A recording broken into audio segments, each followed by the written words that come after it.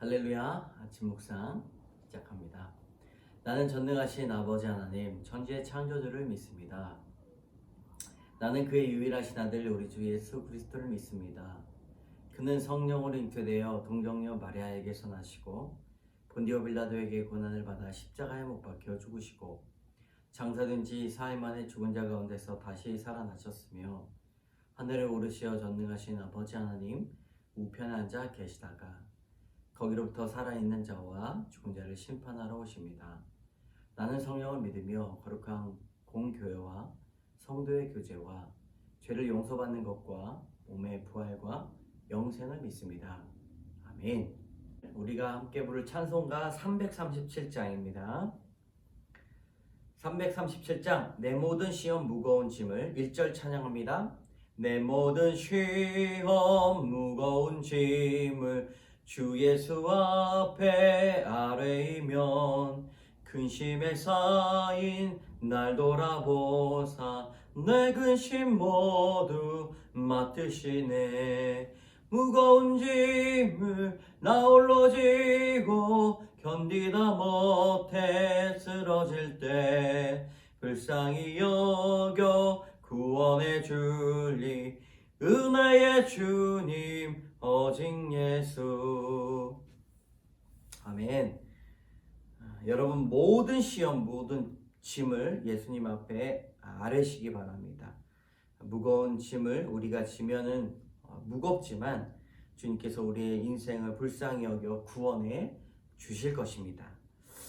우리 출애굽기 5장 1절에서 21절까지의 말씀, 5장 1절에서 21절까지의 말씀, 분량이 많기 때문에 좀 빠르게 읽겠습니다.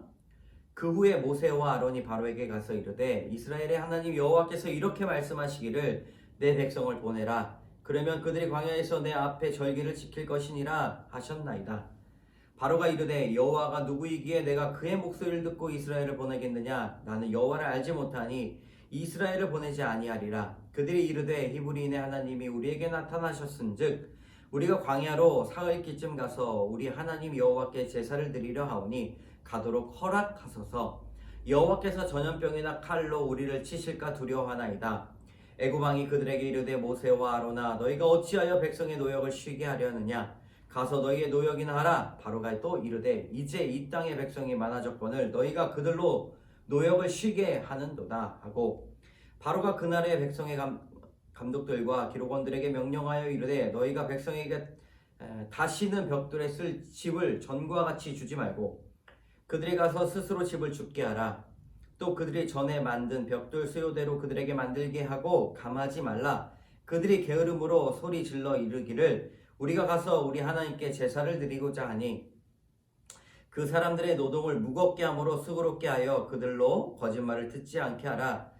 백성의 감독들과 기록원들이 나가서 백성에게 말하여 이르되 바로가 이렇게 말하기를 내가 너희에게 집을 주지 아니하리니 너희는 집을 찾을 곳으로 가서 주우라. 그러나 너희 일은 조금도 감하지 아니하리라 하셨느니라. 백성이 애굽 온 땅에 흩어져 곡초 그루터기를 거두어다가 집을 대신하니 감독들이 그들을 독촉하여 이르되 너희는 집이 있을 때와 같이 그날의 일을 그날에 마치라 하며 바로의 감독들이 자기들의 세운 바 이스라엘의 기록원들을 때리며 이르되 너희가 어찌하여 어제와 오늘에 만드는 벽돌의 수요를 전과 같이 채우지 아니하였느냐 하니라.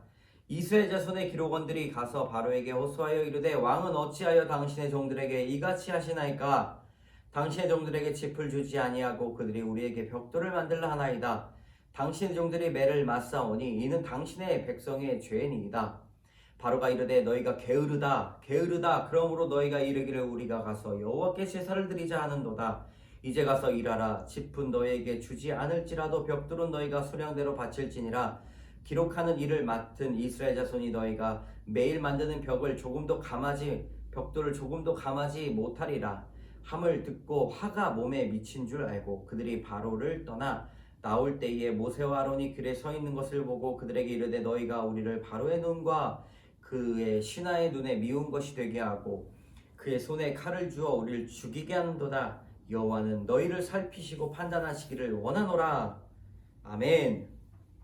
모세와 바로가 이제 처음으로 만나게 되는데 이제 요약은 모세와 아론이 바로에게 가서 내 백성을 보내라 이야기했더니 바로가 여호와를 모른다라고 이야기하면서 아주 심각한 노역을 이스라엘 백성들에게 주게 됩니다. 그러니까 이스라엘 백성들이 바로에게 이제 불평을 하면서 왜 우리에게 이렇게 말도 안 되는 짚을 주시고 수량대로 맞추라고 하셔야죠. 집도 주지 않고 어떻게 수량대로 맞춥니까? 라고 이제 불판을 털어놨더니 모세하고 아론한테 가서 이야기해라 라고 원망을 하게끔 만듭니다. 참 악하죠. 첫 번째, 여호와가 누구이기에 모세와 아론이 바로에게 가서 하나님의 말씀을 전하고 이스라엘 백성들에게 이제 예배를 드리도록 해야 된다라고 이렇게 말을 합니다. 바로가 뭐라고 이야기합니까? 나는 여호와를 알지 못한다. 그러므로 이스라엘을 보내지 않겠다 거절합니다. 바로와 애굽의 모든 비극은 여호와께서 누구신지 알지 못하는 데서부터 시작을 한다는 것이죠. 시간에 따라 조금씩 하나님이 어떤 분이신지 알지만 결국 그 파멸을 피하지 못합니다. 성경에서 말하는 하나님을 아는 지식은 지적인 동의가 아닙니다. 네, 하나님이 계시다라는 동의가 아니라 말씀에 순종하는 삶까지도 포함이 된다는 것입니다. 바로의 마음을 완악하게 하셨다라고 하는 뜻은 바로가 얼마나 완악한지를 하나님이 아셨다라는 뜻이기도 합니다.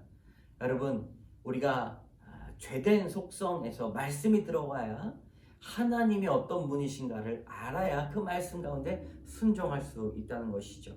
우리가 말씀을 들었을 때 거절하지 맙시다. 적용해 봅시다. 나는 여호와 하나님을 어떤 분으로 알고 있습니까? 지적으로 동의하는 수준에 머뭅니까? 아니면 온전한 삶의 순종으로까지 이어지는 지식입니까?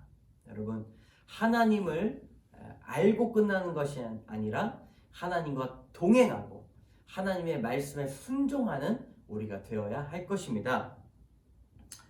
자, 마지막 단락. 화가 몸에 미친 줄 알고.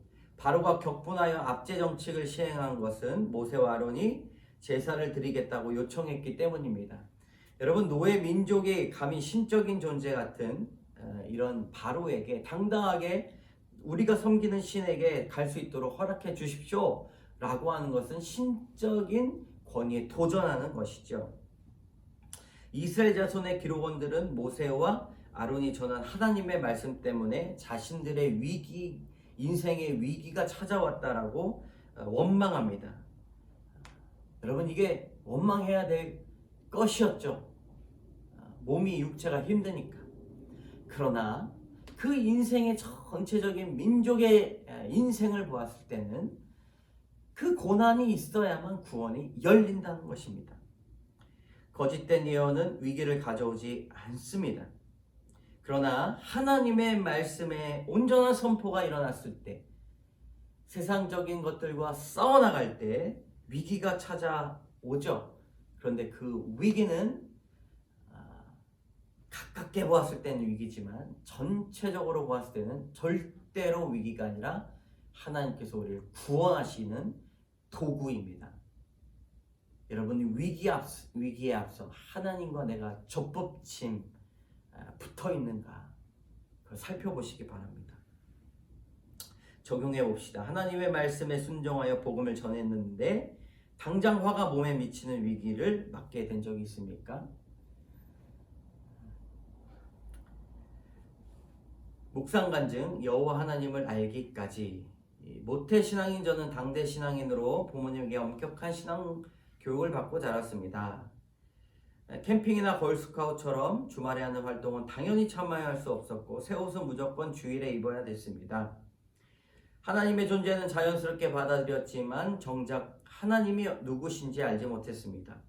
대학생이 되어 집에서 독립한 저는 고삐 풀린 망아지처럼 미디어와 친구를 우상 삼으며 세상에 빠져 살았습니다. 특히 혼전 순결을 지키는 친구들을 어리석게 여기며 뭘 모른다고 무시했습니다. 그러던 중 제가 다니던 첫 직장이 그룹사로 편입되면서 저는 권고사직을 당하게 되었습니다. 졸지에 실직자가 된 제게 부모님은 외국에 있는 선교단체 훈련을 권하셨고 남동생은 그 전에 주일 성서부터 회복하면 좋겠다고 하면서 믿음의 공동체를 소개해 주었습니다. 이후 저는 선교단체에서 1년여의 훈련을 마친 후 귀국하여 공동체에 속해 취업을 준비했습니다.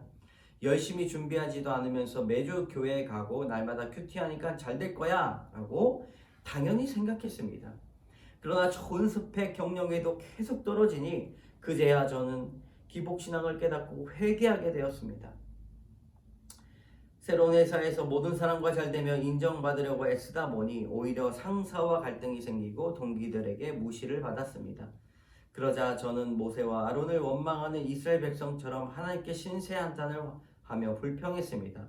그런데 이렇게 공부한 시간이 계속되자 제가 얼마나 질서에 순종이 안 되고 교만한 자인지를 깨닫게 되었습니다. 무엇보다 나를 무시하는 동기를 보며 나 또한 가족과 믿는 친구들을 무시한 죄인임을 인정하게 되어 회개가 나왔습니다. 그동안 저는 말씀대로 순종하는 것이 세상에서는 통하지 않을 뿐더러 그렇게 살다가는 평생 사람들에게 무시당하리라 생각했습니다. 그런데 주님은 이렇게 믿음 없는 저를 말씀과 공동체를 통해 설득하시며 고난 가운데 여호와 하나님을 알아가게 하셨습니다. 세상에서 이기는 것보다 주님을 닮아가는 것이 거룩이고 참 행복임을 고백하게 하셨습니다. 이 양유리 분의 아주 귀한 간증입니다. 여호와를 알았다. 진정으로 알았다. 적용하기. 여호와 하나님을 알기까지 저를 참고 인내해준 가족에게 제 간증이 실린 큐티인을 선물하게 되었습니다. 회사 동기가 저를 무시하는 언행을 할 때 똑같이 무시하기보다 그를 불쌍히 여겨주기를 기도하겠습니다. 함께 기도하겠습니다.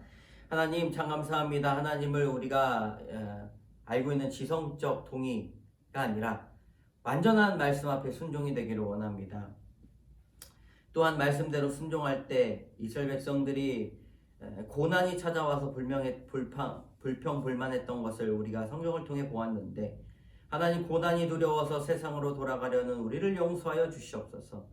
하나님의 약속을 거짓말이라고 느끼게 하는 모든 시험을 끝까지 인내하게 하여 주시옵소서. 그리하여 하나님을 단순히 머리로만 알지 않고 말씀에 순종하는 삶을 살게 하여 주시옵소서. 모든 말씀 예수님 이름으로 감사드리며 기도드립니다. 아멘.